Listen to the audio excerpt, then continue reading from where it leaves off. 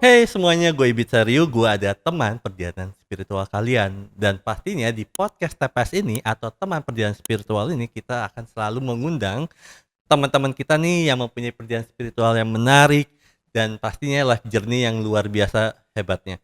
Dan kalau teman-teman nih suka banget dengan konten TPS ini, kalian boleh pastinya harus yang namanya wajib like, comment, and subscribe. Dan kalau kalian mau ngasih reward ke kita nih ya untuk memperbaiki podcast ini lebih baik, seperti contohnya adalah stand mic ini, kalian boleh di bawah itu ada namanya The Big Love, kalian boleh donasi berapapun. Dan gue yakin banget bahwa podcast yang gue sajikan ini selalu membuat kalian mendapat inspiratif dan mendapatkan new enlightenment. Dan hari ini kita kedatangan seseorang yang penulis buku yang luar biasa. Siapa lagi kalau bukan Syahnas Hartono. Syahnas ya. Syahnas Hartono. Apa kabar? Baik, terima kasih Rio sudah mengundang. Makasih. Nah, panggilannya siapa tadi biasanya? Ines. Oke. Ines. Nah, kebetulan aku orangnya agak short memory, jadi Nggak apa-apa. gampang lupa nama orang. Nah, so tadi kesini macet nggak sih? No, not really. Okay. Tadi dari mana sih? Nggak salah dari siaran di siaran dulu di Trans TV. Terus ya habis itu tadi makan dulu, sarapan sebentar. Karena di dalam hariku tuh aku selalu suka kalau ada me time-nya, aku bisa mendapatkan 1-2 jam sendiri, benar-benar sendiri, dan ya I just love doing that. Oke, wow. Sorry, kalau boleh tahu nggak usah kasih tahu detail, nggak usah kasih tahu detailnya. Rumah daerah mana? Rumah di daerah Tangerang Selatan. Lumayan jauh nggak sih dari ke sini ke Pondok Indah? Lumayan ya, daripada Lumanyun gitu ya. So hari ini gue mau ngobrol banyak tentang spiritual sama lu dan life journey sama lu, dan pastinya kita membahas tentang buku Finding the Light in Me. Nah, so Nes nanti juga bakal buat teman-teman nih Nes ya, salah satu buku ini, salah satunya buat gue sih. Salah satunya buat gue, tetap aja eksis. Nah, nanti kita gue minta lu tanda tanganin, nanti kita cari pemenangnya dengan cara cari komen yang terbaik ataupun dia bisa merasakan atau mendapatkan new enlightenment dari podcast gue sama lu. Nice. Oke ya, boleh ya. Oke dong, boleh banget. Wow, ini buku ini tahun berapa sih? Tahun kemarin diluncurkannya bulan Juli. 2024. Baru banget dong. Baru banget, tapi gue nulisnya tuh dari 2022 akhir. Oke. Jadi butuh ya 1 tahunan lah ya untuk benar-benar merampungkan semuanya. Karena mengorek banyak memori, mengorek banyak database di dalam kepala. Dan merangkumnya itu tidak mudah ya memformulasi gitu. Oke, nice. Pernah ngalamin namanya, gue takut salah ngomong, block writing gak sih? Dia kayak gue stuck nih, writing blocknya itu pernah ngalamin gak? I guess semua orang pernah ya, semua penulis writer's blocknya ada lah ya pasti. Cuman kalau buat gue sih setiap kali gue ngalamin writer's block, gue biasanya baca lagi gitu ya, baca buku apa kayak gitu. Karena kita kan kadang nggak bisa ngeluarin kalau kita nggak konsum ya. Jadi kita harus konsum lebih banyak sih kalau gue selalu memikirnya gitu. Jadi dan kadang tuh kalau gue lagi nulis, misalnya gue lagi nulis tentang spirituality gitu, banyak gitu, terus gue kayak baca banyak tentang spirituality, terus gue tiba-tiba ada writer's block. Yang perlu gue lakukan bukan kembali lagi ke nyari sesuatu yang buku yang spiritual gitu, gue malah justru kayak nyari yang lain yang bener-bener mungkin bisa mematahkan semuanya gitu, sesuatu yang berbeda. Jadi gue bisa ada refreshing dulu gitu. Oke, nah tapi kalau kita ngomongin, berarti ini kan ngomongin life journey and spiritual journey gitu kan. Nah, bagaimana caranya tetap, nah ini gue juga karena gue sempat nulis buku juga, jadi susah banget kan kita mendapatkan experience. Dan apalagi setiap hari aja belum tentu kita mendapat experience yang mungkin worth it untuk kita tulis di buku, right? Nah, Hmm. itu gimana tuh ketika pastinya kan ada satu momen yang kayak, wah ini gue gimana cari experience-nya nih selain ngomongin tentang your masa lalu, tapi kan Mm-mm. ada ngomongin masa sekarangnya juga kan. Nah, itu gimana tuh? Kalau menurut gua ya untuk menjadi seorang penulis, salah satunya adalah memaknai apa yang kita lihat di kehidupan sehari-hari yang mundane, yang mungkin very ordinary and finding meanings in it, gitu. Oke, wow, Jadi so good. nggak yang gue nggak butuh kayak oh near death experience untuk nulis buku. Ya, I don't setuju. think kayak I don't think like that gitu. But I think dengan apa yang gue jalanin setiap hari, sesuatu yang rutinitas yang mungkin membosankan gitu. Tapi kalau gue punya sensitivity cukup untuk mencari apa makna di balik rutinitas yang membosankan ini, apa makna di balik setiap hari makan makanan yang sama, apa sih makna di balik gua harus commute setiap hari 1 jam ke kantor, untuk apa? Nah, menurut gua itulah yang membedakan penulis yang bener-bener bisa get in touch with their hearts, their sensitivity, their intuition gitu, untuk bisa mengemas itu menjadi sesuatu yang bermakna, yang akhirnya bisa dia berikan ke orang lain, Mhm. sehingga orang lain juga akan mendapatkan enlightenment tadi dan melihat banyak hal, melihat kehidupan tuh dari perspektif yang berbeda. Iya, setuju. Nah, nanti karena tadi ngomongin sebelumnya ngomongin, sempet ngomongin mindfulness juga dan di buku lu sempet gue baca kan Mhm. tentang namanya mindful eating, Mhm, right? ada. Nah, tapi entar gue mau Oke. bahasnya entar dulu karena itu salah satu mungkin gue nggak tahu menurut gue menarik ya, tapi nggak tahu kalau buat, kalian yang nonton menarik atau enggak. So, gue mau kenal lebih dekat lagi, Mhm. lebih dalam lagi boleh? Boleh dong. Kakek mikir gitu. So, eee, awal karir itu gimana, Nes? Awal karir sebagai apa nih? Sebagai Banyak banget awalnya soalnya kan gue palu gada. awalnya apa dulu? Soalnya Jadi aku yang tahu adalah yang aku tahu adalah dirimu itu ada model, right? betul, itu adalah Nah, pekerjaan pertama, iya pertama gue menjadi seorang model. Tapi mungkin apa ya, gue menyebut diri gue professionalis mungkin yang pertama itu adalah sebagai wartawan ya, pas oke. awal ya, sebagai jurnalis gitu. Ya, Karena model itu, mmm, bukannya dibilang aku tidak grateful ya, tapi ketika menjalani profesi sebagai model, yes, I'm very grateful gitu untuk bisa memulai semuanya dari modeling, tapi I don't feel like it's my calling. ya, Gue merasa gue tidak di tempatnya, karena gue selalu merasa gue itu orang yang ada di belakang layar. I'm a very shy person, ya, apa ya, I'm I overthink stuff gitu. yes, Jadi ketika aku menjalani profesi modeling tuh aku merasa kayak bukan terpaksa, tapi that's just not my place gitu. Jadi, I didn't enjoy it that much, yes. menjadi seorang model, sampai akhirnya aku mencoba profesi sebagai jurnalis yang memang dibawa dari modeling ya. Aku memang masuknya memulai dari modeling gitu dan kemudian jadi news anchor, jadi news presenter dulu, habis itu aku menjalani sebagai jurnalis, jadi news anchor gitu. Jadi modeling itu adalah gate-nya, tapi professionally aku mungkin bisa mengkategorikan diri aku jurnalis terlebih dahulu. Oke.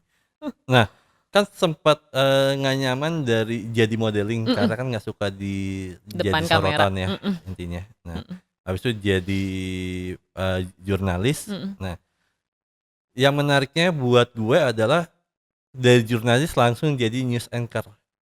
mhm, Nah, itu kan juga sama-sama di depan kayak di kamera, modeling juga, kayak misalnya di depan umum juga, maksudnya di betul. orang lihat lu juga. Nah, itu gimana? Tapi gini, mungkin bedanya ya kalau waktu jadi modeling kan gue tuh mikir, guanya harus kayak gimana nih, Ya, gua harus secantik apa, gua harus sekeren apa ya, posenya gitu kan. Terus kayak ekspresi gue udah bener atau belum gitu. Meanwhile jadi jurnalis, it's never about me, it's ya, never about me. ya, It's always about the story, it's always about the message, it's always about the news gitu. Jadi aku yang ketakutan ini bisa merasa diri aku jadi apa ya? Jadi kecil, you're only this part of the story dan itu ya, membuat aku ngerasa justru lebih powerful.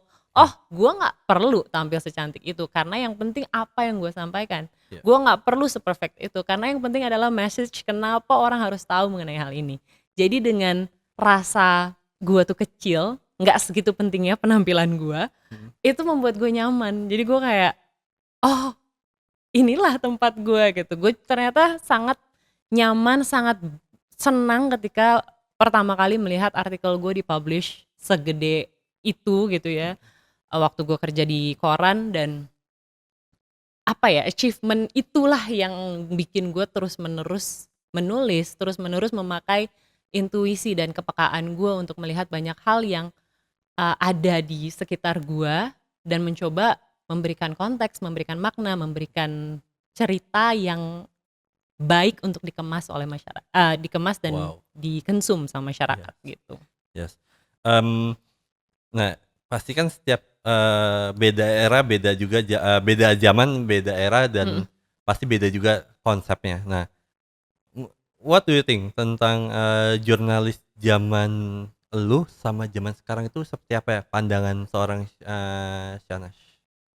Apa ya, menurut gue sih nggak ada bedanya ya, maksudnya terlepas dari kita sudah masuk ke dunia digital ya, yang mana semuanya serba cepat gitu. Jadi zaman dulu mungkin semua orang akan, pas zaman gue masih baru jadi reporter, semua orang masih nonton TV banget gitu. Jadi apapun yang terjadi tuh harus ke TV dulu gitu. Dan TV itu adalah kanal pertama, tapi kita juga harus memberikan yang sangat tepat.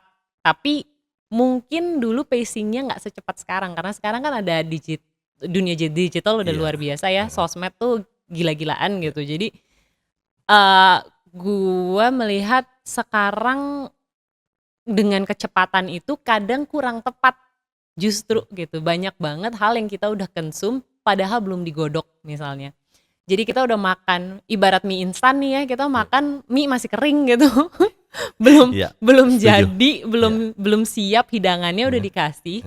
Dan ya again ya, itu ada plus dan minusnya untuk masyarakat gitu. Di Mungkin generasi sekarang gitu ya. iya, di generasi sekarang di mana semuanya mereka bisa lihat langsung, tapi bukan berarti itu adalah hidangan yang pantas untuk disajikan gitu. Jadi kadang memang of course harus lewat filter dulu, harus lewat kebijakan editorial dulu gitu. Sebenarnya kan dari zaman dulu sebenarnya begitu ya gitu. Tapi ya sekarang dengan sosial media dan semuanya, kecepatan itu jadi yang utama dan malah kadang menurut aku sih jadi bumerang ya untuk beberapa kanal media yang akhirnya membuat masyarakat malah makin bingung gitu. Iya, setuju banget. Nah, dan ngerasain juga nggak sih kayak misal zaman dulu ketika kita gitu ya, gue juga kelahiran 91 gitu ya, jadi informasi kan juga susah juga kan. Nah, untuk lu ngorek informasi dan sebagainya dulu itu kayak rasanya lebih ada seninya untuk berjuang, ada seninya untuk bagaimana cara ngorek yang mungkin yang nggak seperti sekarang gitu, dan ngerasa banget nggak sih hal itu?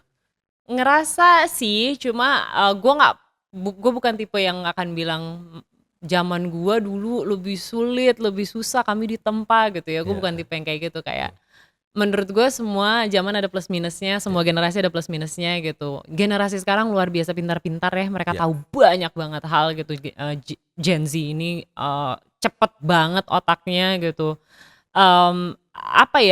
Dan menurut gue apa yang gue lewatin zaman dulu dan membuat gue menjadi pekerja yang seperti sekarang, nggak harus sih mereka lewatin gitu. Dan biarlah itu menjadi cerita gitu. Dan kalian memang sudah mendapatkan zaman yang berbeda, tapi bukan berarti juga kesulitannya sekarang lebih rendah gitu. Mungkin mereka memiliki kesulitan yang lain ya dibandingkan kita yang zaman dulu harus nyari sampai ngorek-ngorek begitu banyak hal gitu. Dulu gue setiap kali sebelum liputan tuh gue punya kayak kitab, bukan kitab sih, gue punya note dan itu isinya runutan kasus-kasus gitu. Jadi biasanya kalau gue ditaruh di KPK misalnya atau gue ditaruh di DPR, gue akan merunut kasus banyak banget agar gue mendapatkan konteks dengan siapa gue nanti harus berbicara, dengan cara apa gue harus mengemas berita yang akan gue sajikan gitu. So, gue juga nanti akan ngebahas tentang Gen Z juga sedikit sama lu, tapi gue juga penasaran banget nih Nes dengan perjalanan karir lu yang luar biasa gitu ya. Mhm. Jadi Puji Tuhan kalau dibilang luar biasa. ya luar biasa karena kan ya, itu kan apa ya? Kenapa gue bilang luar biasa karena jumpingnya itu lumayan jauh loh dari modeling ke jurnalis, jurnalis jadi news anchor jadi presenter. Sekarang itu kan lumayan jumpingnya lumayan. Oke deh kalau news anchor sama presenter kurang lebih agak mirip lah gitu. Mhm Tapi mhm. kalau jurnalis ke model itu modeling ke jurnalis kan tuh jauh banget. Itu sih Ya, gila loh itu. yang satu ada di ruangan AC Iya. dan jadi cantik gitu ya, yang satu lagi kayak Iya. nyemplung ke semua tempat, bener-bener, ya gue mengalami sih rasanya harus kena banjir, harus kulitnya harus dekil minta ampun karena berjam-jam, nungguin demo gitu. Tapi, apa ya, if you do it wholeheartedly ternyata rasanya berbeda ya, gitu. Kepuasan yang gue dapat juga berbeda sih. Melihat diri gue cantik di majalah, sama ketika gue melihat, tulisan gue dimuat, Mhm. itu buat gue 2 hal yang berbeda sih gitu. Dibilang cantik sama orang, sama dibilang tulisan lu tuh bermakna, itu adalah 2 hal berbeda untuk gue gitu. Jadi, mmm, iya, experience itu gue sangat sangat hargai sampai sekarang. Nice. Nice, nice. Wow, ini luar biasa banget baru ngomong baru ya 16 menit udah luar biasa. So, eee, masa kecil seperti apa, Nes? I had a nice childhood. Iya. Uh, it was very warm. Kita tinggal di sebuah rumah besar dengan halaman luas. Ibu dan bapak, um, i- ya papa dan mamaku tuh pasangan yang sangat mesra. Kemana-mana gandengan, kemana-mana ciuman. Apa namanya Um, MPD atau apa itu? nggak tahu Apa ya, namanya? tapi itulah Hah? PDA. PDA, sorry maaf, PDA ya, gua Ya, nggak hafal bahasa zaman sekarang. public display of Wow, affection ya. Ya itu selalu mereka lakukan. Jadi mereka memang memang pasangan yang sangat hangat. I have 2 sisters. Both are very lovely. Aku tidak bisa hidup tanpa mereka. Mereka yang membuat diri aku seperti sekarang. Tanpa support dari kakak-kakak aku bukan bukan Ines yang sekarang. oh wow, nice. Yeah, I live in a very nice home. Ya. Terus aku pelihara banyak banget binatang, banyak banget Oh wow, anjing, 25 lebih. Pernah satu serius? ketika kayaknya pernah Wow. 30 ekor lebih. Kami punya banyak bebek, ayam, burung, kura-kura, ikan. Jadi it was a nice childhood. It was a nice home. Dan ya overall sih seperti itu ya kayaknya masa kecil aku. Pola asuh seperti apa, Nes? Sorry sebelum pola asuh, berarti kamu, lu itu berapa bersaudara? 3. 3. Mm-mm. Sedangkan lu I'm the anaknya? youngest. Hah? Anak paling terakhir, Sama dong. bungsu. Sama dong, gue 2 bersaudara, gue yang paling terakhir juga. So, Mm. eee, pola asuh seperti apa, Nes, yang lu dapet dari kedua orang tua lu? Mmm, apa ya, kita sih kalau gue sebenarnya sekarang gue melihat, kedua orang tua gue tuh membesarkan gue sebaik mungkin dari yang mereka tahu saat itu. Karena zaman dulu ilmu parenting tidak semudah sekarang ya. Ya. Ilmu parenting zaman sekarang ada di semua tempat gitu, dan kita jadi tahu banyak banget hal, terus kita bisa mengkoreksi. Dulu kok waktu zaman gue kecil gue nggak gini, zaman gue kecil gue nggak gitu tapi that's a way to discredit our parents gitu, dan I don't wanna do that karena mereka melakukan apa yang mereka bisa saat Yes. itu. Jadi aku bisa bilang pola asuh yang aku dapatkan, mmm, mereka punya karakter yang berbeda. Mhm. Mamaku punya karakter yang sangat, apa ya, kuat, dominan gitu, sedangkan Alpha papaku female. papaku malah justru dibilang alpha female mungkin ya, in a way, tapi papaku adalah provider sejati, pria yang diidam-idamkan semua, wanita, pria yang Oh wow, bertanggung jawab, so pria good. yang hard worker. He gave us a very nice life, bahkan sampai akhir hidupnya dia masih bekerja luar biasa untuk kami gitu. Jadi, uh, yes, we had our ups and downs, tapi, uh, I've made peace with that. Um, dengan karakter mereka dan ya itu dinamika yang mereka jalani. It was okay. It was not the best. It was not that ideal, but it was a nice life and Wow. a life filled with love. Dan aku aku ngerasa nggak semua orang bisa memiliki hidup masa kecil seindah masa kecil aku. Ya, setuju. Dan to that I'm very much grateful. Of course we had our ups and downs. Ada beberapa hal yang mungkin mandek, trauma atau menyisakan luka, tapi aku rasa it's part of being alive nggak sih? Jadi no, it's not a way buat aku memberikan koreksi ke mama sekarang gitu.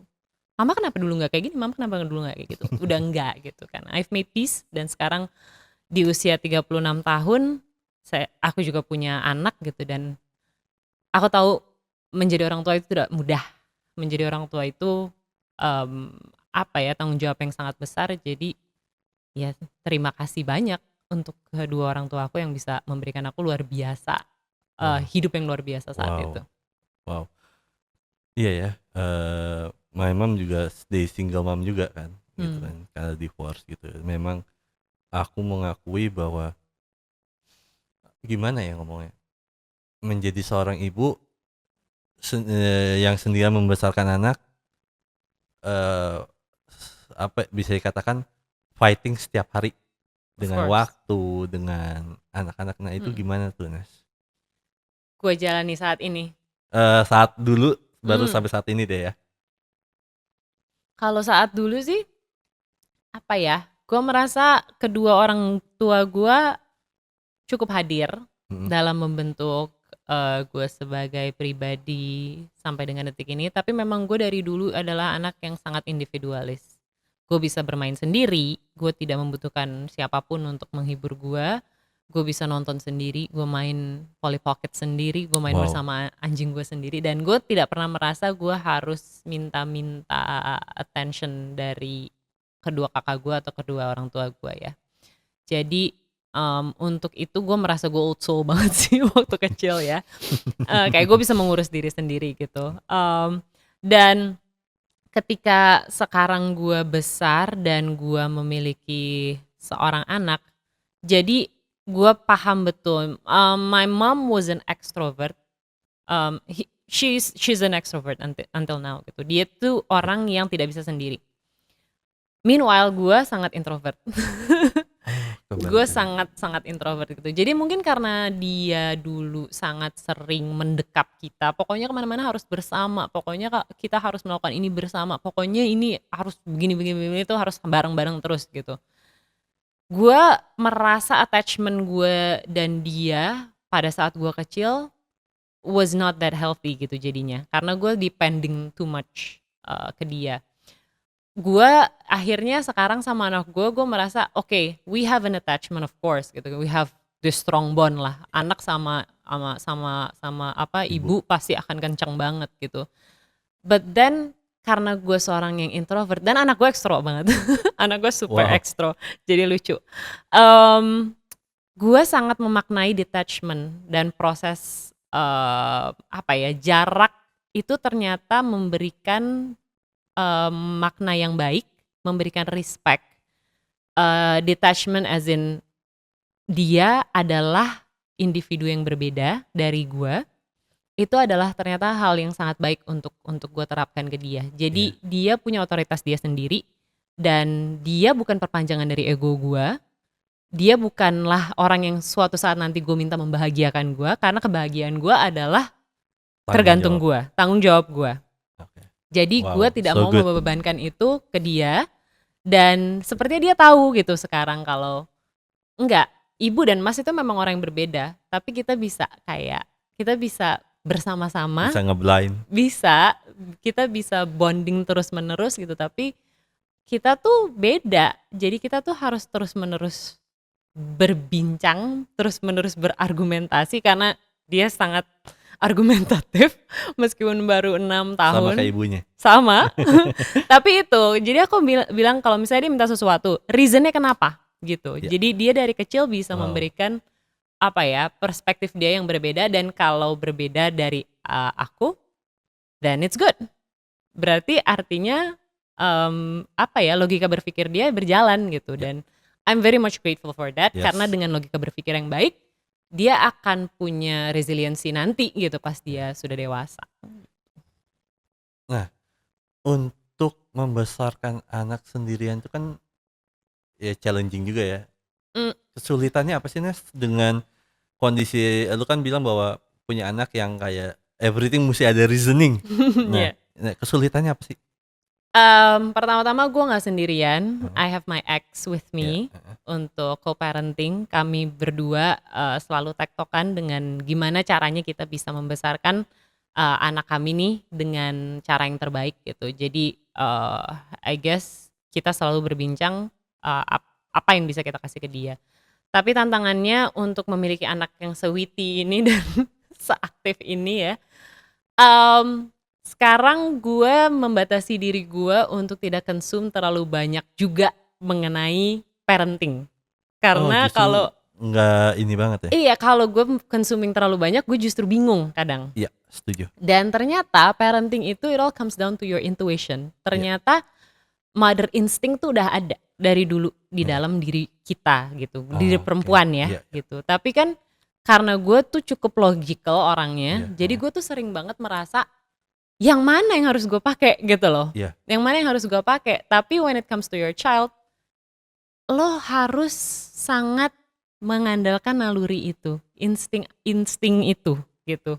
Kita tuh terlalu modern sampai kita lupa sama our primitive instinct. Dan menurut gue nurturing, sayangin anak lo, membesarkan anak lo, it's very primitive dan we have to get in touch with that Iya, gitu. iya. Jadi apa ya, dengan modernisasi yang luar biasa ini di tengah Yes. begitu banyaknya knowledge, ternyata gue tuh kadang overwhelmed dengan ini semua, dan Ya. gue memilih untuk oke, apa sih yang paling alami untuk anak gue, apa sih hal yang paling natural yang bisa gue kasih gitu, dan decision apa yang bisa gue ambil buat dia yang paling gue gitu, yang paling lekat dengan hati gue. Dan ya ternyata it all comes down to my intuition, my spirituality, and my connection with God.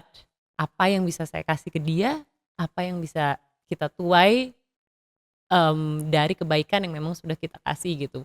Bukan berarti gue mau menuai atau he's an investment ya, he's not an investment at all gitu. Tapi gue percaya apa yang kita tabur untuk anak kita dengan benih kebaikan, dia juga akan berbuah kebaikan gitu. Jadi apa ya, sangat-sangat gue menjalani parenting ini sangat-sangat dengan conscious, dengan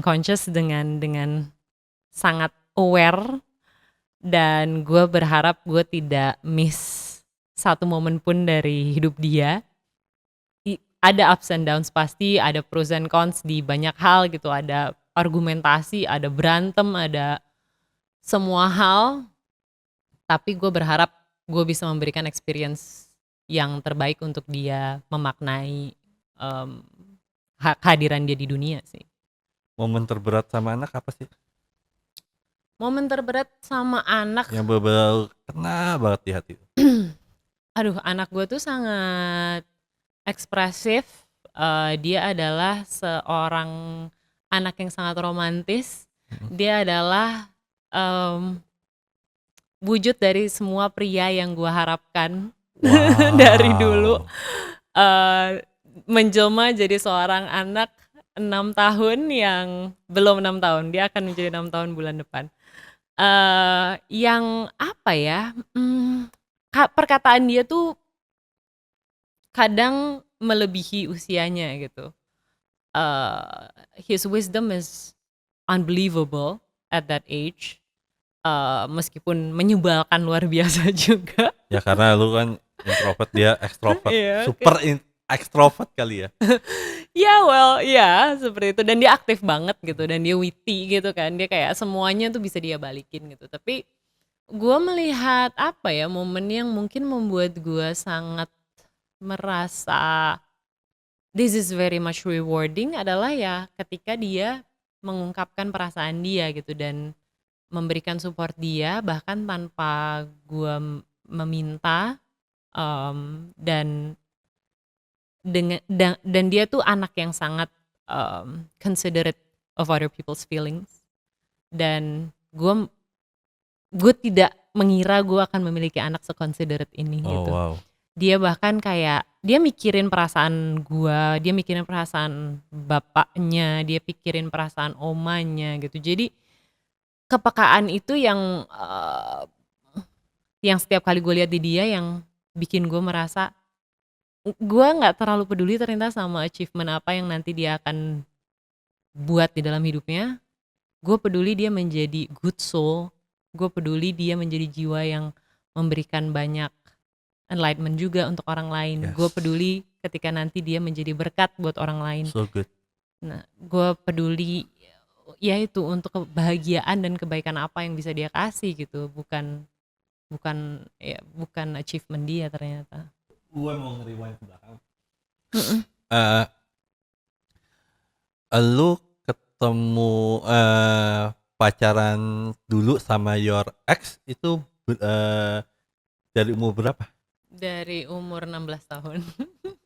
Wah, ya tapi kalau zaman sekarang atau zamannya gue 16 tahun juga udah banyak pacaran Banyak sih. yang pacaran kan. Iya, nah akhirnya memutuskan serius itu di umur I was always serious.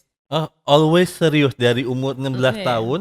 Ya meskipun gue tidak tahu ke depannya kayak gimana ya, tapi gue memang orang yang committed gitu dan dari dulu memang ketika gue sayang sama satu orang dan it's gonna be him gitu. Iya. Jadi gue nggak pernah ada apa ya rasa mainkan orang, enggak gitu, dan nggak pernah ada rasa pengen tahu juga tentang laki-laki lain, enggak gitu. Karena I was very much in it since the very beginning gitu. Ya gitu sih. Nah, dari situlah lu menikah di usia 25 tahun. 25 tahun. Nah, mungkin banyak nih Nes yang zaman sekarang gitu ya kan. Ada anak yang utama Gen Z kali ya. Ada yang nggak mau nikah sama sekali. Ada yang mungkin dia mau nikah tapi nggak mau punya anak. Ada pun yang sekarang pun juga bisa dikatakan dia malah justru mau nikah cepat dengan usia muda. Gua ngomong secara persepsi lu aja ya. Ya jadi maksudnya gue juga mesti disclaimer dulu nih buat teman-teman bahwa apa yang Ines atau Shanas nanti omongin itu ada persepsi dia dan itu apa yang dialamin, jadi don't judge. Jangan dijudge. Nah, menurut lu sendiri nikah muda itu hal yang baik atau hal yang tepat nggak sih? Tergantung. Kalau gue tanya lu di Sekarang. yang dulu. No, I have no regrets. Oke. Meskipun it ended with us splitting up sekarang, tapi no, that's my life journey and it was the right decision at that time. Kami sudah pacaran 8 tahun. Gue committed ke dia committed ke gue, and it was the right thing to do gitu. Kita berdua siap, kita berdua merasa kita pengen mencoba hidup bersama dan no, I have no regrets whatsoever. Dan apapun yang orang mau lakukan dengan hidupnya, gini, oke, orang bilang kalau kita tuh destined untuk ini, kita destined untuk itu, tapi kita punya free will. Saat itu kita punya free will, kita punya choices di depan kita dan kita memilih untuk berada di situ, kita memilih untuk menikah, kita memilih untuk tidak menikah. Untungnya zaman sekarang pilihannya lebih banyak lagi. Pilihannya berjuta-juta gitu. Bukannya berarti waktu zaman gue enggak ya, cuman saat itu gue memilih untuk bersama karena it was the best decision gitu saat itu. Dan I have no regrets karena dari pernikahan itu gue memiliki seorang anak yang luar biasa. Gue masih memiliki relationship yang baik bersama dengan bapaknya anak gue.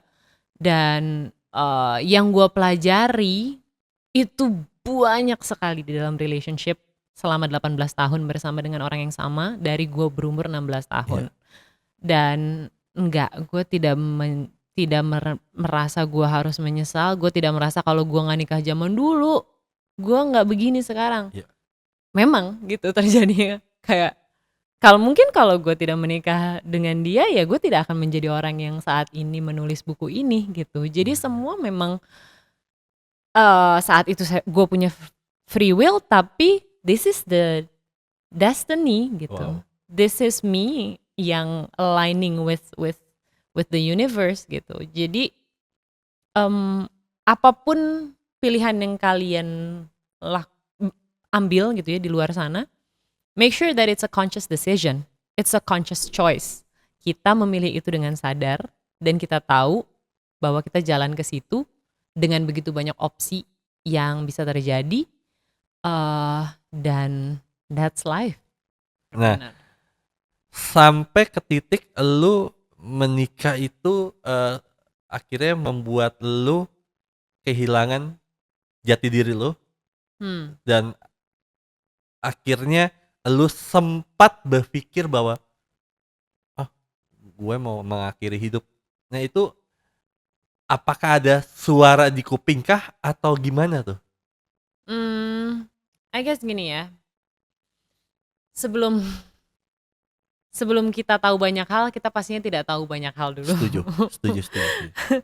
Jadi mungkin bisa dibilang gue saat itu belum aware akan banyak hal terkait dengan fundamental things yang diperlukan dalam sebuah rumah tangga. Yeah. Tapi ya I have to go through that gitu. Kayak gue nggak menyesali, cuma that's the reality gitu. Saat itu tidak pernah kita bicara mengenai hal-hal fundamental seperti financial, seperti spirituality, seperti bagaimana nanti kita membesarkan anak dan lain-lain. It was never talked about. It was automatically because we've been together for 8 years, then let's just get married gitu kan. Yeah.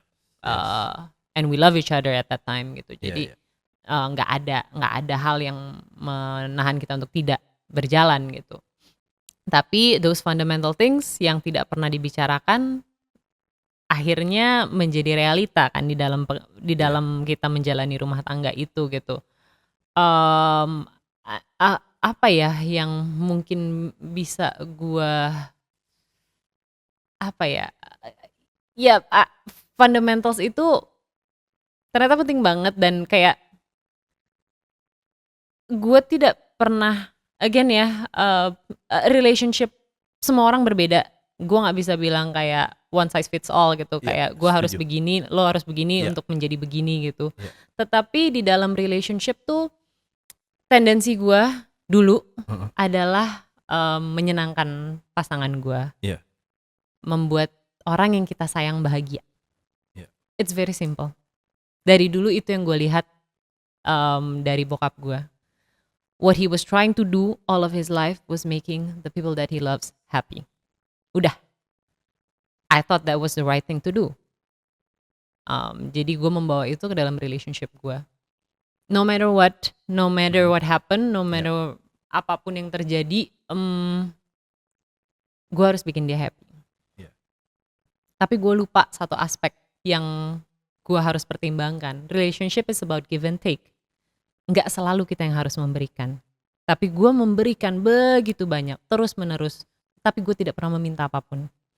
Jadi gue merasa gue itu juga tidak bisa dibenarkan karena gue tidak pernah bilang what is it that I needed from the relationship. Jadi automatically mungkin my ex merasa gue baik-baik saja. Karena gue tidak bilang apa sih yang gue butuhkan. Karena gue gak tahu. Karena gue tidak pernah mencoba breaking the pattern of people pleasingnya gue gitu. Karena apa? Karena gue tidak mengenal diri gue. Karena gue gak pernah punya waktu untuk mengenal diri gue. Karena that's the familiar thing to do, membuat orang yang gue sayang bahagia, dan it was the only thing yang gue tahu. Tapi yang akhirnya gue tahu, untuk membuat seseorang bahagia, guanya harus bahagia dulu sendiri. Otherwise guanya nggak akan pernah bisa bikin orang lain bahagia. And that's the thing that I realized during the relationship, during the marriage. Dan it was it was the the moment ketika gue merasa gue nggak bisa sedih terus karena gue sekarang punya anak.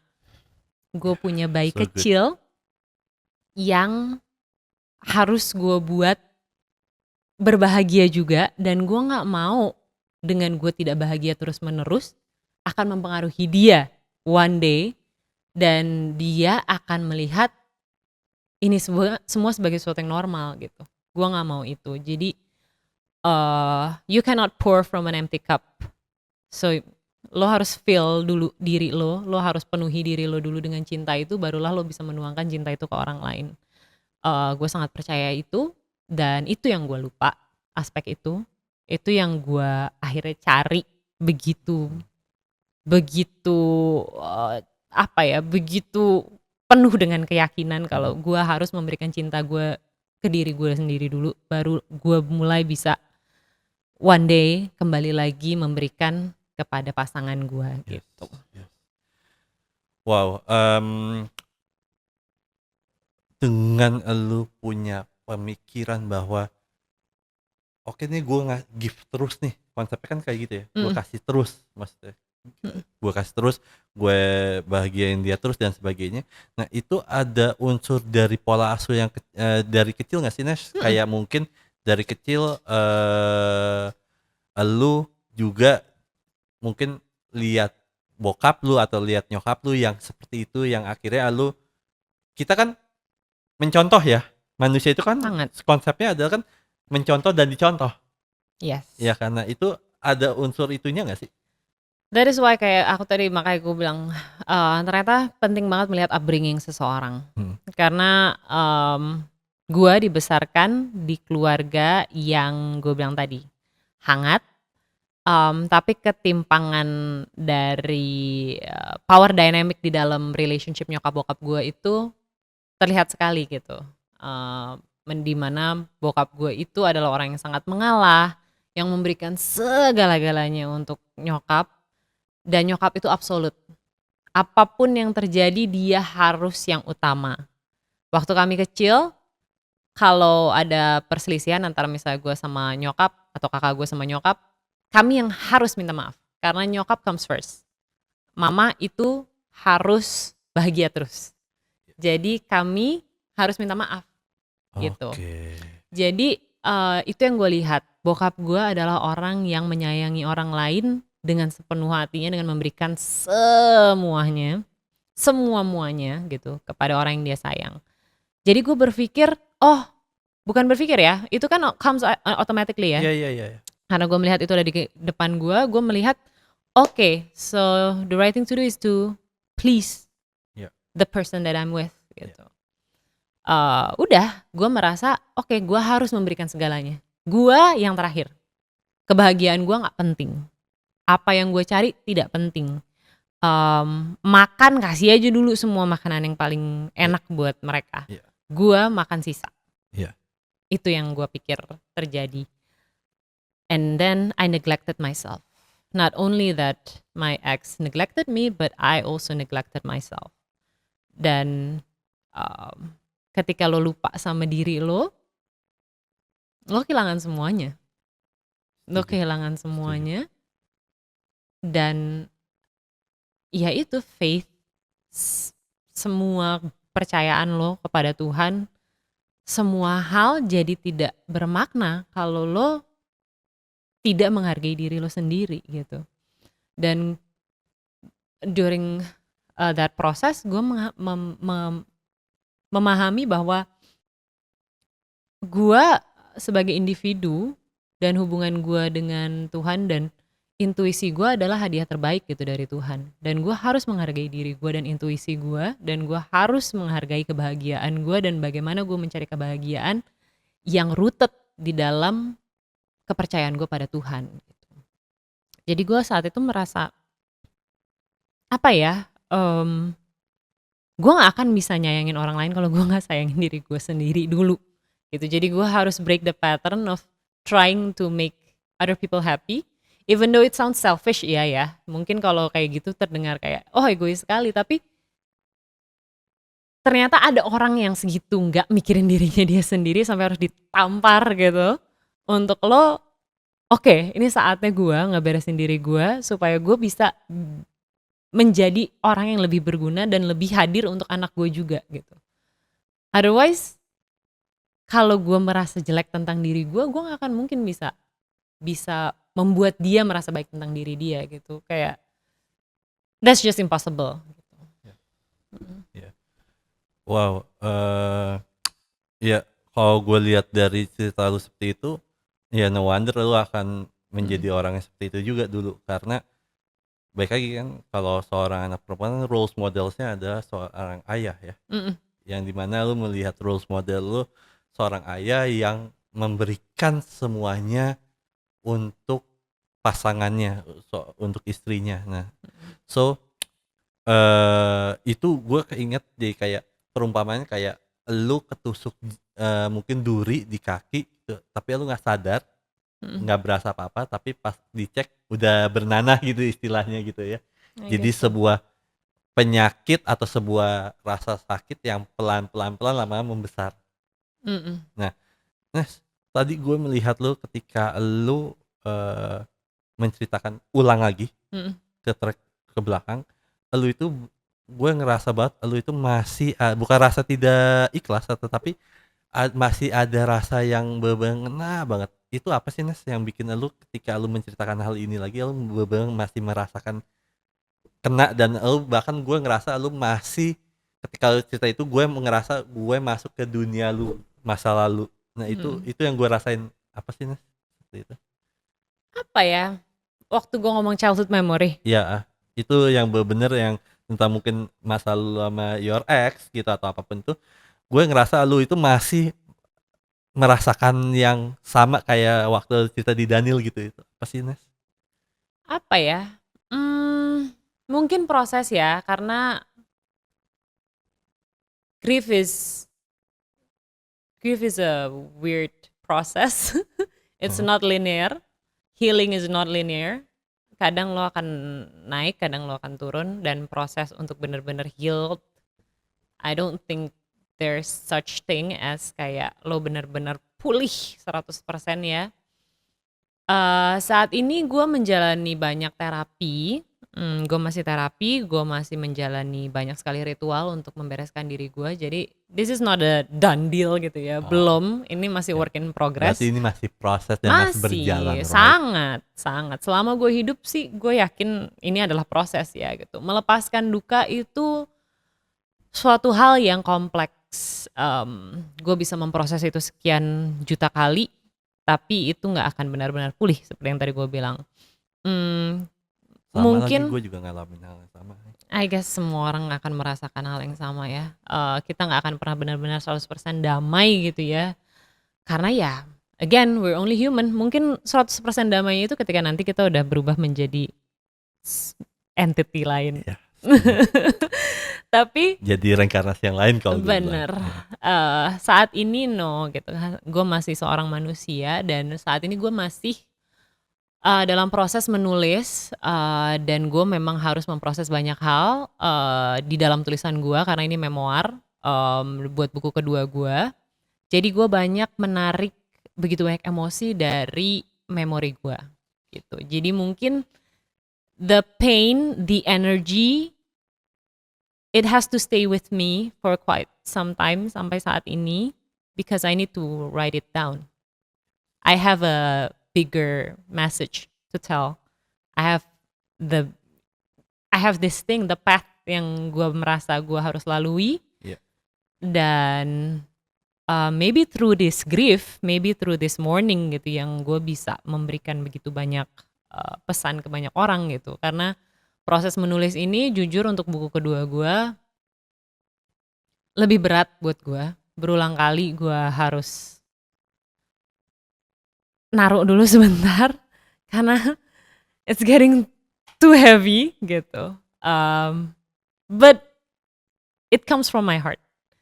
Dari detik ini, dari detik pertama gue membuka laptop gue dan mulai menulis, semua mengalir begitu saja, seakan gue masuk ke dalam sebuah dunia gue yang sudah gue tinggalkan, tapi energinya energi yang sama dan gue merasa gue dibimbing.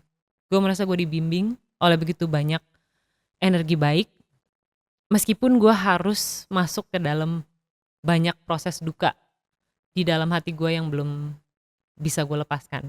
Dan mungkin belum bisa gue lepaskan ya karena itu, karena gue harus, I have a bigger message to Iya, tell gitu. memang harus perlahan-lahan, right? Jadi ya I guess sekarang I can sit with the sorrow. I'm sitting with the sorrow dan gue tidak mau mempersingkat atau mempercepat proses apapun. Kalau memang gue harus menjalani ini dengan tertatih-tatih, then so be it gitu. Dan lebih jujur sama diri sendiri. So ini yang gue alamin juga, bahwa gue itu kan pernah gagal nikah. Itu tragedi yang paling dahsyat juga buat gue. So sampai gue itu berapa bulan yang lalu, tapi udah lama, gue sempat ke psikiater. Masalah hal ini juga gitu, untuk menghilangkan, dan gue juga lagi pelan-pelan juga sama kayak lu berdamai gitu. Nah tapi juga gue juga penasaran sama lu, Nes. Kalau pasti setiap ada beberapa memori yang mungkin bisa dikatakan memicu kita untuk mengeluarkan air mata, dan itu hal yang normal sih buat gue. Nah, memori apa, Nes, yang bikin lu bisa ngeluarin air mata, Nes? Wah. Ketika lu mengingat banget yang bener-bener yang lu mungkin ketika mungkin lu mau menulis kah, ataupun lu lagi tiba-tiba lagi capek banget, pasti memori hal-hal itulah yang bisa jadi muncul ke atas permukaan Gue pikiran. tuh big weeper banget. Gue bisa ngelihat apapun gue nangis. Jadi setelah proses gue mencari diri gue sendiri, dulu gue orang yang sangat dingin. Gue tidak mau I don't want to get in touch with my emotional, the emotional sides of me tuh kayak selalu ketutup gitu. Karena ternyata begitu gue berdamai dengan hal itu, gue sering banget tersentuh. Gue memang pribadi yang mudah sekali nangis. Gue ternyata sangat sensitif. Any kind of memories bisa triggering itu gitu. Dan gue kan merasa ya, beberapa teman gue kayak ngerasa, gila lo nangis mulu sih, Nes gitu. Kayak kenapa sih hobi lo nangis ya sekarang ya? I'm the girl with the sad eyes, I'm sorry. Kayak itu udah kayak apa ya, menjadi identitas gue saat ini. Tapi ternyata gue baru baca belum lama ya, aduh gue lupa di mana. Tapi menangis itu adalah suatu bentuk sacred ya, suatu bentuk suci dalam pelepasan apapun gitu. Jadi ketika lo merasa lo mau nangis, keluarin, sama seperti lo menahan lo mau ke belakang gitu ya, jangan ditahan karena itu pelepasan gitu. Jadi gue merasa kalau misalnya sekarang gue nangis, dan gue sering banget nangis ya. Gue di 2023 tuh gue menjalani, gue solo trip pertama 3 minggu cabut ke Europe, jalan bener-bener sendiri ke semua tempat. Dan gue bisa tuh saat itu karena gue gak kenal siapapun gitu kan, gue sendirian. Memang gue beberapa kali stay di rumah saudara gue di sana gitu sama beberapa kerabat gue, cuma most of the time gue sendiri lah. Gue tuh bisa di antrian tiba-tiba gue nangis. Terus ya orang liatin nih cewek udah orang Asia jalan sendirian nangis gitu kan. Udah kecil, hitam gitu, dari situ nangis. Tapi they were so, apa ya, I've met so many nice people yang bener-bener tiba-tiba kita ngobrol gitu out of nowhere. Gue ngobrol sama seorang nenek-nenek, gue ngobrol sama pria muda tiba-tiba di airport gitu. Dan konteksnya semuanya adalah apa ya, human connection yang organically terjadi gitu. Jadi ternyata apa ya, gue merasa ketika gue membiarkan diri gue flowing dan mengeluarkan semua energi apapun dan emosi apapun, gue tidak harus menahan apapun, gue tidak harus faking, gue tidak harus melakukan hal yang diharapkan oleh orang lain terhadap gue malah membuka begitu banyak hal untuk experience baru, untuk bertemu orang baru, memberikan space untuk begitu banyak hal baik terjadi pada gue. Dan ternyata banyak banget orang yang absorbing energi itu gitu. Banyak banget orang yang tiba-tiba datang ke gua dan saying nice things gitu. You're pretty, you're this, Wow, you're kind, I wow. wanna give you this, I wanna give you that. Dan itu tuh lucu banget karena di trip itu gue dapetin barang barang gratis tuh kayak banyak banget. Lucu aja, gue tiba-tiba ada di luar toko coklat. Terus gue ngeliatin kan, terus gue pengen makan gitu satu. Gue tadinya mau beli, terus orangnya ternyata kayak chatting sama gue banyak banget. Dia ngasih gue coklat jadinya banyak banget. Jadi si Wow, si chocolatiernya ini kayak happy banget gue wow. masuk ke dalam coklatnya dia, toko coklat dia. Dan akhirnya gue keluar dengan berapa bungkus coklat gitu Wow, kan, yang gue hanya bayar tuh sedikit gitu. Jadi wow. dia tuh ngerasa kayak ya gitu, kayak I feel you're my friend gitu, you're my long lost friend gitu, kayak that's Iya, so nice gitu. Ternyata wow. lo di halfway across the world, lo sendirian, tapi you don't feel alone at all. I didn't feel alone at all gitu, karena at once kayak gue merasa tiba-tiba gue aligning dengan Iya, semua hal. Gue nggak takut. Yang biasanya gue selalu takut dengan masa depan, gue nggak tahu ada apa nih di sini, ada apa di nantinya, gue nggak punya plan. Gue nggak punya plan. Satu kalinya itu di dalam hidup gue jalan tanpa plan. I don't have any itinerary. Gue cuma punya beberapa tiket konser yang itu juga nggak saklek gitu. Kayak itu bisa ya udah nanti juga boleh iya, iya, gitu. iya. Jadi dengan apa ya, dengan ternyata gue tidak sebegitunya mengharapkan kepastian dari alam semesta malah ngasih gue jauh lebih banyak Iya, hal baik. iya, exactly. Wow. Em, apa ya? Ini yang paling susah sih ya buat mungkin buat lu sama gue gitu ya. Bedanya introvert sama lonely itu kan beda ya, Iya, ya sangat. kan? Iya sangat. Nah, dan rasa lonely itu yang paling gak enak banget, Nes, ya kan? True. Nah, di 2024 yang lalu kemarin, Mm-mm. nangisan terbesar lu apa, Nes? Yang bikin lu bener-bener yang apa ya, mungkin yang bener-bener yang sedih banget ataupun yang bener-bener yang mungkin sampai saat ini bener-bener yang nggak lu duga-duga. 2024 kemarin it was a calm year for me. Um, Tidak ada surprise yang apa ya, yang berlebihan, semua berjalan dengan sebagaimana semestinya. Semua basic foundations tuh kayak sudah ditaruh gitu. Tapi satu hal yang bikin gua sempat sangat depresi di 2024, sangat sedih.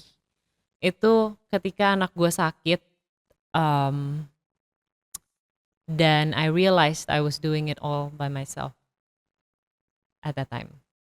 Uh, Sorry, pardon? Saat itu gue sendirian. Oh, oke. Gue merasa gue sendirian sekali dan that hit me ketika oke, sekarang gue menjalani ini sendiri. Meskipun kita co-parenting ya, cuma gue bangun malam semuanya dia mimisan berdarah-darah, itu gue jalani semua sendiri kan. Semua kepanikan, dia muntah, dia ini dia itu, sampai dia akhirnya dalam 1 bulan itu dia 2 kali masuk rumah sakit. Wow. It was nothing serious Iya. thankfully, tapi di momen itu gue sadar bahwa gue sendiri. Meskipun gue selalu bilang I'm an introvert and I'm very much Iya. I love it, I love to be alone gitu. Tapi realisasi untuk benar-benar menjalani semuanya sendiri datang di saat itu kemarin. Dan iya gue menangis luar biasa sih karena dia nggak membaik dalam 2-3 hari itu Sakit kan. apa sih? It was some kind of virus lah ya. Dia harus di rumah sakit waktu itu, dirawat gitu. Tapi momen itu, dan gue tuh nunggu kamar tuh hampir 1 hari karena semua rumah sakit penuh. Kita nunggu kamar tuh lama banget, lebih dari 12 jam, dan gue harus nungguin dia di UGD tuh kan selama itu. Ya udah gue tidur di situ ngeringkek dan lain-lain Wow. gitu. Gue menjalani itu sendiri dan, apa ya, di momen itu gue tahu bahwa nggak ada hal yang bisa gue kontrol Ya, sih, gitu. Sebaik apapun plan yang gue miliki, semua bisa berantakan begitu saja dan bukan plan gue yang akhirnya terjadi gitu. Tapi di momen itu gue sangat bangga pada apapun yang gue jalani, yang membantu gue untuk stay very very calm during that time. Dan gue juga merasa lewat tools yang gue juga sudah jelaskan di buku ini, mhm, ternyata gue menjadi orang yang respon terhadap terhadap kepanikan tuh dengan cara yang sangat berbeda gitu. iya, iya, Dulu gue adalah orang yang frantic gitu, yang kayak semua tempat gue bisa ngamuk gitu ketika gue panik tuh, emosinya tuh kayak gede banget kan. Tapi di 2024 itu meskipun gue sedih banget saat anak gue sakit, gue sangat bangga kepada diri gue yang bisa menjalani semuanya dengan tenang. Gue menangis ketika semuanya sudah aman. Mmm, Ketika dia berdarah-darah dan gue harus bawa dia ke rumah sakit, gue melakukan dengan kepala dingin gitu. gue Gue kayak ngerasain banget merasa sih mmm? kepanikan lu, rasa sedih lu gue bisa dapet sih. Mhm, iya, tapi gini, maksudnya saat itu gue tuh lebih karena pasrah ya, Mhm, karena gue banyak meditasi, gue lagi sangat mendengarkan intuisi gue, sangat dekat pada Tuhan, lagi banyak banget berdoa gitu. Saat itu gue merasa bisa menangani itu semua gitu. Gue bisa menangani semuanya dengan staying very very calm, very calm. I didn't panic at all. Gue cuma bilang sama nyokap gue, "Tolong, keluarin mobil, tolong antar ke sini," gitu. Dan ya I was that calm that I'm very much proud of myself. Gue sangat bangga gue bisa melewati itu semua dengan kepala dingin gitu. Mungkin si Ines di 2017 gitu, dia nggak akan bisa menjalani itu pasti. semua gitu. Tapi di 2024 dengan tools yang gue miliki dan kegigihan gue untuk selalu conscious, selalu aware gitu, akhirnya gue bisa menjalani banyak hal yang di luar dari kendali gue dengan pasrah pada Tuhan. Wow, gue bisa merasakan bahwa karena gini, eee, emak gue kan gue operasi otak di Toronto gitu ya, ya Mhm, gue bisa ngerasain emak gue sama juga kayak lu gitu, ngurus gue sendirian dan mhm, sebagainya gitu. Walaupun ada almarhum my grandpa gitu, tapi tetap dia sendirian bener-bener mhm. yang ya gue jadi keinget nyokap gue gitu, jadi jadi mau nangis juga nih gara-gara lu juga. Wow, Iya, itu sih bener-bener yang memang untuk survive tuh memang nggak gampang sih ya di saat itu. betul, iya dan apa ya, anak gue sampai sekarang bilang jadi setiap kali dia nggak mau makan, gue selalu bilang kan, "Mas, you gotta eat." Karena if you don't eat then you'll get sick, then if you get sick, I'm gonna be devastated, I'm gonna be sad, gue bilang, "I'm gonna be very, very sad." Terus dia selalu bilang, ke gue, "Oke, Ibu," gitu, "kalau Mas sakit, Ibu sedih banget ya?" Dia gitu, dia nanya terus. "Tentu," gitu, mmm, "kamu emang harus harus makan," gitu, kalau kayak, "banyak hal yang harus kamu lakukan biar kamu tetap sehat, karena kalau kamu sakit, I'm I couldn't do anything," gue bilang, I'm broken hearted," gitu, "Ibu bakal sedih banget, jadi jangan sampai Mas sakit lagi," gitu. Dan dia ulang-ulang itu terus gitu, dia sering banget bilang, "Iya, iya, I don't wanna make you sad," Dan itu gitu. sebagai orang tua tersentuh banget tuh hatinya pasti. Banget. Dia sering banget ngomong hal itu dan, there are a lot of things yang, apa ya, dia itu gue beritahu ke dia dan dia ulang kembali gitu kayak, mmm, kemarin ini there are some, apa ya, miscommunication lah dengan bapaknya gitu dan dia tiba-tiba harus ke dokter gigi dan nggak ada yang dari kita yang bisa nganterin, akhirnya dia dibawa sama mbak gua yang akhirnya gue nyusul langsung ke dokter gigi dan dia udah nangis luar biasa tuh. Dia udah nangis karena kan dokter gigi buat anak kecil sangat menakutkan ya. Terus gue Nggak bilang usah sama anak kecil, kok kita juga udah ngeri kok masih denger takut ya. bore. Terus gue bilang ke dia, ya udah intinya kemarin gue ya ada cekcok dengan my ex dan gue bilang enggak mas, masalahnya if kayak if bapak doesn't want to take you, if bapak kayak tiba-tiba naruh mas di sini, I will cancel all of my plans for you. Gue bilang, I will cancel all of my plans. You comes first karena mas itu adalah the reason why I need to work and everything it's all for you gitu. Jadi apapun yang terjadi itu mas tuh prioritas ibu gitu. Terus itu dia ulang-ulang terus. You will cancel all of my plans for me, ibu. Gitu. Yes, I will. I will. Ibu nggak akan ninggalin mas. Never. You're my first priority gitu. Dan ini kan juga menarik ya ketika dia akhirnya dia tahu konsep. Okay, one day I will have another person. I will have another guy. I will meet another bapak gitu, another dad for you gitu. Additional gue bilang tidak akan menggantikan karena your dad is your dad gitu. Dia tuh baru mendapatkan konsep kalau okay, one day you're gonna get married again gitu and there's gonna be someone else who will live with us gitu. Dan itu semua gue jelaskannya pelan-pelan banget kan. Ya, saat ini belum gitu. Saat ini belum, cuma you have to know kalau ya one day akan ada another person yang masuk ke dalam frame kita gitu. Dan itu hal-hal itu gue merasa ya kenapa gue ngasih tahu sekarang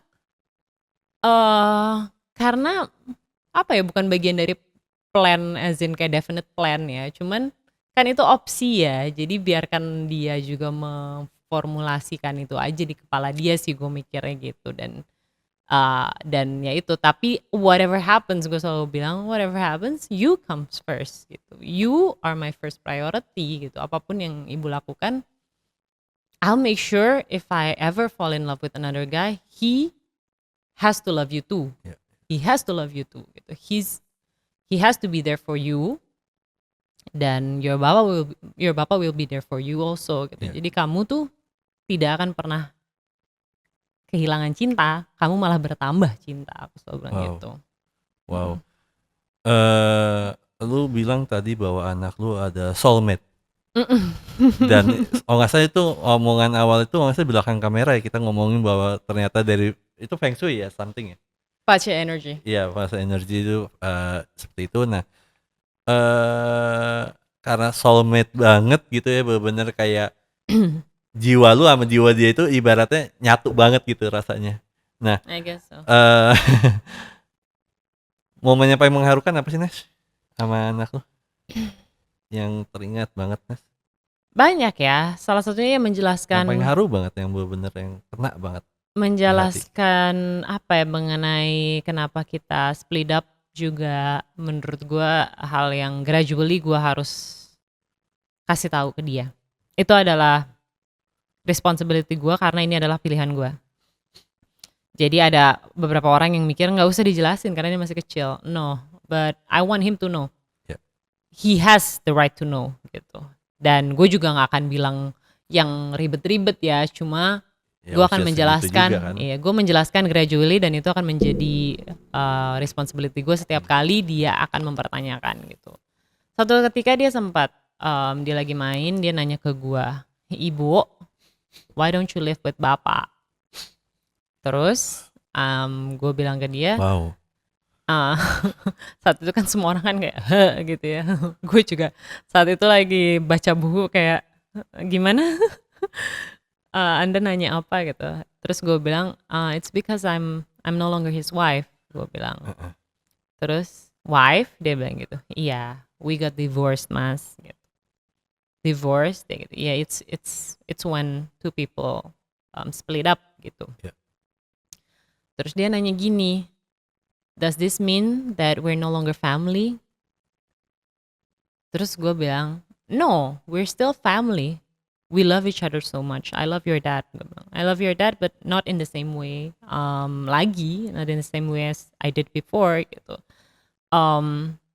Kayak Mas lihat, gue bilang, Mas lihat Oma is our family, but she doesn't live in our house. Yeah. Jadi dia bilang, terus dia nanya, so are we still a family gitu? Of course gitu, karena ya udah abis itu lihat mbaknya dia gitu, si Lastri has dia punya mom and dad di kampung gitu, but she lives with us. Tapi kan ibu sama bapaknya Lastri tetap her family. Terus dia baru, oh iya ya gitu. So we're still a family even though we don't live in the same house begitu. Yes. Terus gue pas dia ngomong gitu kan gue nangis ya. Dan dia jalan ke meja makan, dia ambil tisu, dia lapin air mata gue. Wah itu momennya. Bikin gue makin nangis lagi. Tapi abis itu karena dia very much witty, terus dia abis itu ngomong, it's okay Bu, I was just asking. Oke. Terus gue ketawa kan, ya that's just the reality gitu. Dan gue bilang tadi kan, you remember when we live in the same house, I was sad all the time, I was crying all the time, and now we live in 2 different house, but we're happy gitu. Ketika kita bersama, kita ketawa-ketawa, kita liburan bareng kemarin gitu. Jadi we're a functioning family dibandingkan crippled kayak kemarin meskipun kita tinggal di satu rumah gitu. Yes. Jadi broken home bisa terjadi pada orang yang tidak berpisah gitu menurutku. Setuju. Dan broken home bukan pasti terjadi pada orang yang divorce juga gitu. Gue merasa no, I'm holding on to all the good things, so my son won't suffer from any of this damage gitu yang udah terjadi. He has 2 very happy homes dan hopefully 3 sama rumah omanya gitu. Jadi he's a happy kid even though we had our differences dengan bapaknya gitu ya, gue dan bapaknya, but we're trying the best untuk menjembatani ya. Jadi dengan effort yang baik sih gue rasa pasti akan ada hal yang baik. Hey teman perjalanan spiritual gue. Nah di sini gue mau ngomongin sesuatu nih. Nah gue akan membagikan 1 buku Shanaz Hartono yang berjudul Finding the Light in Me, yang dimana kalian bisa dapetin buku ini secara gratis dengan cara kalian komen. Nanti gue akan cari komen yang terbaik, ataupun kalian boleh bercerita tentang pengalaman hidup kalian yang mungkin kurang lebih bisa mirip dengan Shanaz Hartono. Siapa komen yang terbaik, gue akan kasih buku ini secara gratis. Oke, see you. So gue mulai mau tertarik membahas buku ini. Nah, kita kalau ngomongin di chapter awal, gue inget banget bahwa lu ngomongin tentang namanya, kalau gue bilang ada sebuah doktrinasi kali ya, yang dimana di chapter awal itu gue membaca bahwa lu terbiasa untuk mengkonsumsi dari luar ataupun dari dalam pikiran lu sendiri. Nah, untuk membuat buku ini pastinya lu mempunyai perjalanan bagaimana melepaskan doktrinasi yang sudah nempel dalam diri lu, entah itu dari orang tua, entah itu dari guru, ataupun dari pemuka agama gitu ya. Pasti lu mesti melepaskan itu semua, mengkosongkan itu semua untuk lu bisa menulis buku ini. Nah, itu gimana caranya, Nes? Unlearning ya? Ya. Unlearning itu jauh lebih sulit daripada learning ya.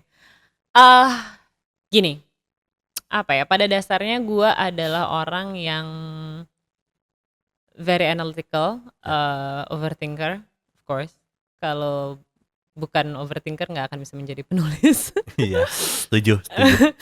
Cuma kalau buat gue tidak pernah ada satu doktrinasi yang nempel di kepala gue, karena dari dulu gue selalu mempertanyakan banyak hal, dan gue nggak ngerti kenapa dulu gue waktu kecil berantem terus sama guru karena gue nggak pernah boleh mempertanyakan banyak hal. Sama lagi. Tapi ketika gue sudah masuk ke jenjang universitas, dosen itu jauh lebih bisa menjawab banyak hal kan, dan malah itu diterima gitu pertanyaan-pertanyaan itu, dan gue merasa baru di situlah, di titik itu gue ternyata suka banget belajar orangnya, ternyata suka Sama. banget gitu. Dan ya udah, ternyata gue menemukan kecintaan gue pada begitu banyak hal, untuk tahu begitu banyak hal ya, dan kecintaan gue pada dunia ilmu pengetahuan dan kecintaan gue pada buku gitu banyak banget. Dan guru besar yang membimbing gue waktu gue tesis S2 adalah Pak Sapardi Djoko Damono. Wow. Pak Sapardi selalu bilang nggak ada ilmu pengetahuan yang bisa, tunggu, gue lupa. Oh, ilmu pengetahuan itu harus dipertentangkan. Kalau Ya, tidak setuju. dipertentangkan itu, ya itu akan menjadi sesuatu yang sia-sia gitu. Jadi apapun itu lo harus mempertentangkan terus gitu. Dengan begitu banyak pertanyaan, artinya wacana itu bergulir dan itulah ilmu pengetahuan gitu. Dan dikritisin, dan orang yang merasa dengan pertanyaan lo malah disudutkan adalah ya udah gitu kan. Dulu kan kita merasa guru-guru kita gitu ya, karena mungkin mereka malas jawab atau gimana, gue nggak ngerti. Mungkin karena gini loh, sorry to say, guru SD, SMP, SMA bukan berarti gue ngerendahin ya, cuman tapi kan mereka beda gitu loh sama guru kuliah yang mungkin maybe wawasannya ketemu orang yang beda-beda banget nih. Mungkin sekarang enggak ya, mungkin zaman gua dulu tuh. Zaman gua juga dulu gitu masalahnya. Gua pernah di strap gara-gara gua nanya surga neraka ada atau kagak. Nah, ya itu mungkin karena mereka males ya untuk menjelaskan, gua nggak tahu gitu. Tapi ya begitulah gitu. Jadi ya kalau masalah doktrinasi atau percaya pada satu pemuka agama, mohon maaf gue belum pernah merasa semua yang gue menelan mentah-mentah gitu ya. Menelan mentah-mentah, oh dia adalah idola gue jadi gue kesana terus. Iya, setuju. Bahkan kayak misalnya lo ngomongin tadi Joe Dispenza gitu, banyak orang yang gue baca bukunya ya, beberapa tokoh besar, Gabor Mate dan semualah gitu ya. Gue tuh nggak pernah ngerasa mereka patut diidolakan setinggi itu. I look up to them. Tapi gue gak pernah merasa satu hal tuh harus diyakini 100%. Iya, setuju. Jadi argumentasi itu akan baik, wacana apapun akan baik jika kedua belah pihak itu punya kepekaan dan punya keyakinan bahwa gue mungkin banget salah 10% aja. Kalau lo sangat yakin lo 100% tepat, I don't wanna argue with you. Dan itu harus dipertanyakan. Karena menurut gue, enggak, ketika gue datang dengan wacana ini gitu, misalnya satu pokok pikiran, gue harus membuka jendela di kepala gue 10% aja untuk kemungkinan gue salah. Dan gue harus memasukkan pendapat orang lain ke dalam apa yang gue yakini gitu. Jadi argumentasi apapun gue akan dengarkan gitu. Dan buat gue nggak ada doktrin yang saklek, nggak ada pemuka agama yang patut untuk gue tuhankan, tidak ada selain Tuhan itu sendiri. Setuju. Bagus. Even I love a couple of people gitu ya yang that I really look up to gitu. Tapi itu pun pasti ada keterbatasan. So we're all human, other than ya maksudnya yang kita tuhankan ya gitu. Jadi nggak ada kesulitan sih buat aku untuk unlearning banyak hal. Wow.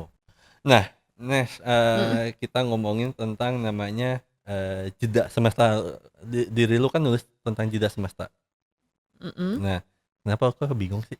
Jeda semesta, tunggu, gue refer dulu yang mana tuh? Yang mana tuh?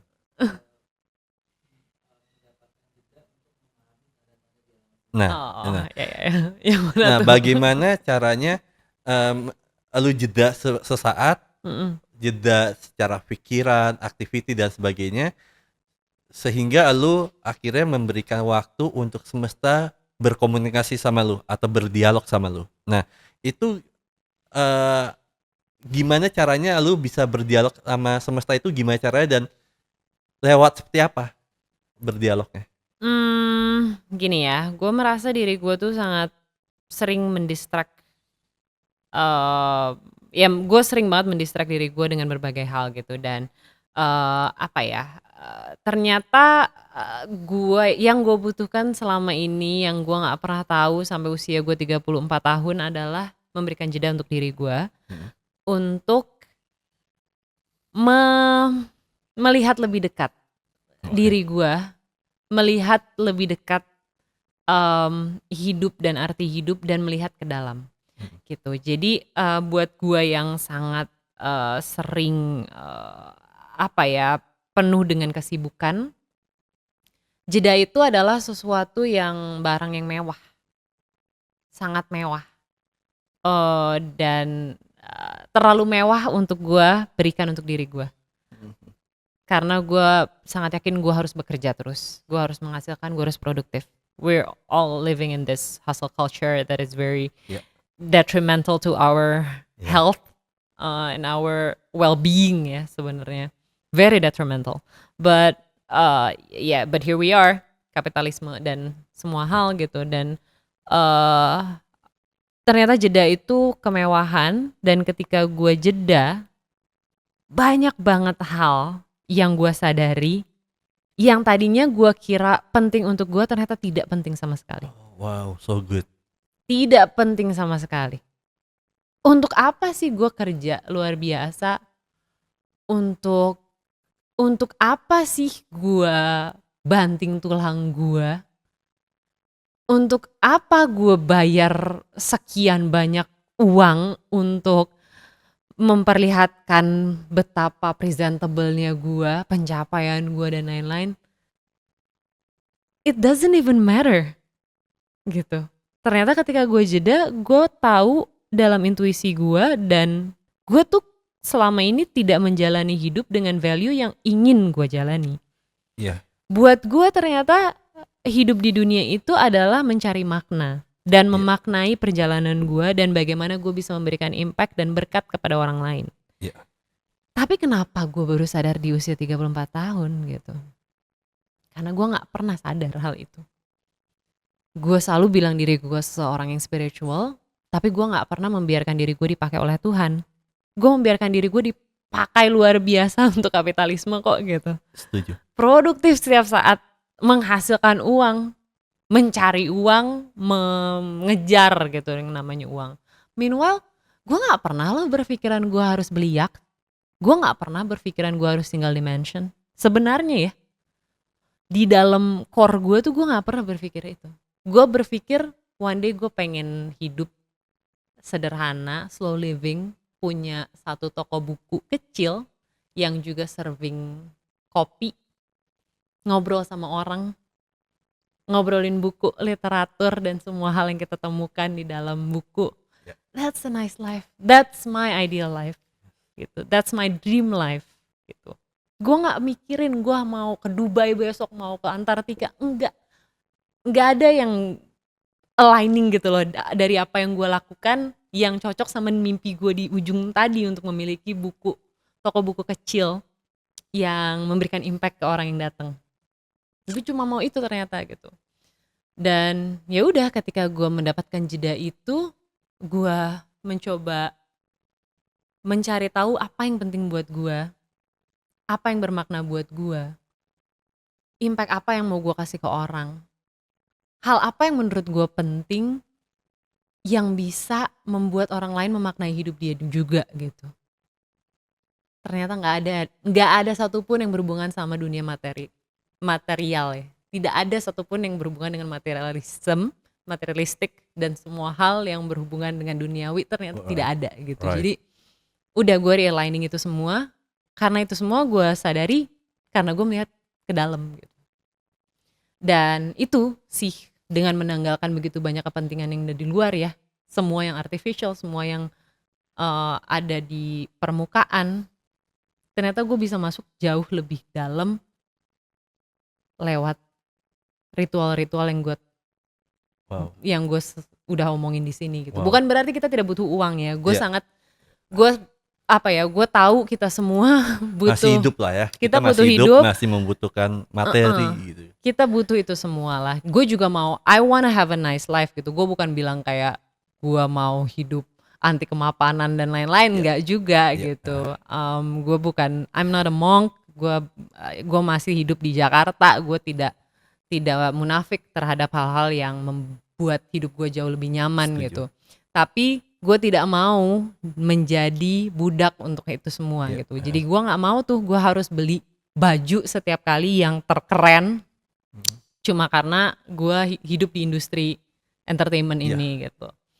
Gue pikir jauh lebih baik gue beli hanya satu barang yang gue suka banget nih. Misalnya gue suka banget nih kemeja, gue punya satu yang berkualitas yang gue emang pengen beli dari kemarin, yang memang mungkin cukup mahal, tapi udah itu aja. Iya. Gue nggak butuh 5 hal dengan harga yang mungkin di bawahnya, tapi gue butuh banyak gitu. Ya, Jadi hal-hal setuju. seperti itu ternyata itu semua bertautan gitu dengan conscious living dan ya pendekatan. Makanya gue bilang wellness itu approach kan sebenarnya kepada semua hal gitu. Iya. Jadi dengan kita membereskan satu hal, ternyata satu hal dengan yang lainnya tuh semuanya bertautan. Oke, wow. Nah, itu juga ada berhubungannya dengan namanya kalau gue bilangin nyebutnya ada the level human consciousness. Nah, kita tahu bahwa the level human consciousness itu paling tinggi. Ada tabel yang paling tingginya. Tapi kalau paling bawahnya adalah kita menyadari bahwa Tuhan itu di atas. Banyak orang mengatakan gitu kan, Tuhan di atas ataupun Tuhan di rumah ibadah, entah itu di masjid, entah itu di gereja, right? Nah, tapi kalau di level human consciousness yang paling atas adalah bisa dikatakan Tuhan itu adanya di dalam diri. Yes. Dan gue pun juga setuju dengan part of itu ya. Nah, tapi bagaimana untuk menyadari atau merasakan bahwa Tuhan itu memang selalu hadir di dalam diri kita? Gue nggak merasa gue bisa memberitahu bagaimananya ya. Karena menurut gue semua orang punya caranya masing-masing untuk mendekatkan dirinya pada Tuhan. Yang gue bisa omongin adalah cara gue. Gue memang sangat sering meditasi, daily meditation, dan gue itu sangat gemar berdoa. Buat gue ritual-ritual ini selalu membuat gue mendengar lebih jauh hati kecil gue, yang gue percaya adalah suara Tuhan. Karena consciousness kita, Ya, hati setuju. kecil kita tidak pernah buruk. Setuju.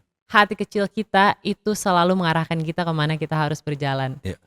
Dia di dalam Pinocchio aja ada Jiminy Cricket gitu kan, yang Ya, selalu setuju. hadir gitu di Ya. semua tempat untuk mengingatkan dia, no, that's not the right thing to do Ya, gitu. ya. So di Jiminy Cricket di dalam diri gue itu selalu gue bangunkan di dalam ritual gue ketika gue bermeditasi. Gue punya timer setiap kali throughout the day, karena buat kami Kristiani, kami tidak diingatkan untuk sholat 5 waktu kan. Iya. Jadi kami harus mengingatkan diri kami sendiri Ya. kapan saatnya kami berdoa. Dan Ya. buat gue tetap memakai alarm untuk Ya.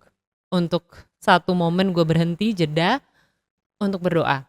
Oke, wow, Nggak perlu so good. panjang, Ya. nggak perlu panjang, tapi itu adalah momen gue untuk refleksi setiap kali kalau Tuhan itu hadir dan lo tuh adalah perpanjangan Tuhan gitu. Kata-kata Setuju. lo adalah kata-kata Tuhan. Jadi Setuju. jangan pernah mengeluarkan kata-kata yang tidak akan dikeluarkan oleh Tuhan gitu. Iya. Iya, kita ada hilafnya gitu. Iya. Cuman Wajar sih masih napak ya. iya, dan tapi tetap aja gitu, ketika kita mau berkarya, ketika kita keluar di luar sana gitu, kita tahu kalau kita adalah refleksi Tuhan. Dan itu yang gue pelajari selama ini, bahwa gue harus terus melihat ke dalam untuk menciptakan communication, untuk menciptakan koneksi kepada hati kecil gue yang adalah, gue percaya 100% adalah suara Tuhan. Oke. Dan ya itu, gue perlu terus grounded, gue perlu terus untuk menghilangkan pemikiran gue yang carut marut, dan memasrahkan semuanya di tangan Tuhan kepada alam semesta. Wow. Nah, kalau misalkan seperti itu, gue juga penasaran juga tentang namanya gini. Sorry, gue juga mau tahu juga. Lu kan sempat nulis di sini juga nih bahwa mindful eating. Nah, bagaimana caranya lu mindful eating, dan menurut lu makanan yang terbaik yang lu masukkan dalam tubuh itu makanan seperti apa sih, Nas? Nih, gue pernah menjalani diet luar biasa. Wow. Yang membuat gue menjadi seorang binge eater. I had a very bad relationship with food. Very bad relationship with food. Dan gue butuh banyak waktu untuk memperbaiki hubungan gue dengan makanan. Dan yang paling efektif untuk gue, makanya gue ceritakan di sini. Sebenarnya ini kan semua cara-cara yang worked buat gue selama ini gitu. It works for me. I don't know kayak what will it do for you gitu. Tapi you can try gitu. Makanya gue terapkan di sini. Buat gue ternyata yang paling berguna, yang paling berfungsi ternyata adalah mindful eating tadi. Karena gue membuat jadinya kegiatan gue makan itu adalah sesuatu yang spiritual, suatu hal yang sakral, karena itu adalah momen dimana gue berterima kasih pada Tuhan untuk begitu banyak berkat yang Dia berikan, sehingga gue tidak mau mendiskreditkan momen itu menjadi sesuatu yang lewat begitu aja. Jadi gue berhenti sejenak, berdoa, dan melihat makanan apa yang ada di depan gue dan apakah itu bagus untuk gue. Jadi gue tidak makan dengan emosional. Gue tidak makan ketika gue lapar banget, gue harus makan itu. Aduh gila enak banget nih, gue lihat ini di TikTok, gue lihat ini di Instagram gitu. Tapi gue stop dan gue setiap kali gue dihadapkan sama makanan, gue berusaha sekali untuk mendelay dulu dengan berdoa, melihat apa yang di depan gue, dan gue berusaha untuk fokus untuk makan, merasakan semua yang ada di lidah gue. Dan momen itu buat gue momen spiritual. Karena gue jadi fokus dan memaknai, dan ternyata dengan itu yang gue lakukan, gue tidak perlu makan banyak. Gue tidak perlu makan satu mangkok penuh ternyata. Dulu tuh kan gue menghindari kan, kayak ini high in kalori, gini gitu kan. Karena gue harus selalu ramping, begitu gitu. Jadi gue restrict diri gue dengan begitu banyak hal lah gitu. Akhirnya gue menyadari gue punya cravings begitu banyak untuk ini dan itu. Jadi ketika gue sedang ada cheat day, dulu tuh gue bisa makan sampai gue muntah-muntah. Oh wow. Karena gue makan tanpa peduli badan gue tuh ngomong apa. Wow. Karena gue makan emosional kan. Karena gue gak bisa makan di tempat lain, di waktu lain. Gue cuma bisa makan saat itu doang. Dan gue pengen makan terus sampai gue muntah-muntah. Dan itu terjadi 2 tahun lah kira-kira dalam hidup gue. Dan it was so unhealthy. Gue harus membantu diri gue sendiri. Dan sekarang approach ini yang terbaik buat gue gitu. Approach ketika gue makan dengan fokus, menghargai semuanya. Dan akhirnya itu gue gak harus makan terlalu banyak ya. Wow. Wah ini masih banyak pertanyaan lagi. Tapi cuman pertanyaan terakhir adalah dari apa semua yang lu alamin dan akhirnya buku ini tercipta gitu ya, pencerahan apa yang sekarang lu dapet? Mungkin pertanyaan terakhir dan mungkin jangan terlalu ini panjang juga nih soalnya singkat. Soalnya gue tahu lu buru-buru, gue juga kepikiran lu. Buat gue yang paling gue maknai saat ini adalah untuk to sit and being comfortable in the unknown. Kayak gue gak tahu ada apa di depan gue, dan ternyata gue gak butuh planning setiap saat,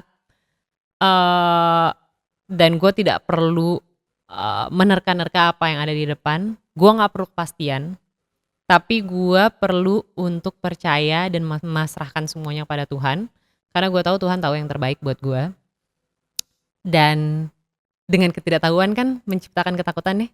Setuju. Tapi ternyata dengan ketidaktahuan yang menciptakan ketakutan itu, gue justru sekarang merasa gue tidak perlu lagi takut gitu. Nice. Gue paksa diri gue, paksa adalah kata yang salah. Gue melepaskan diri gue untuk benar-benar flowing, diatur oleh semesta dan Tuhan, memasrahkan semuanya, berhenti meminta, berdoa tetap, berkomunikasi tetap, tapi berhenti memaksa, berhenti meminta, dan menerima semua ketidaknyamanan dan ketidaktahuan. Dan gak apa-apa, semuanya gak apa-apa gitu. Everything is okay. Everything is okay. Everything Coba berjalan dengan semesti alam semesta lakukan. Dan Oke, thanks for coming, Nes. Thank you, Rio. Jadi waktunya panjang banget nih, dan gue sebenarnya masih mau 2 jam lagi, tapi karena nggak bisa, ya sudah. Buat teman-teman yang nonton podcast ini atau yang mendengarkan podcast ini di jalan gitu ya, semoga mendapatkan inspiratif, mendapatkan new kesadaran, new enlightenment, dan jangan lupa like, comment, subscribe, dan see you next time. Bye bye.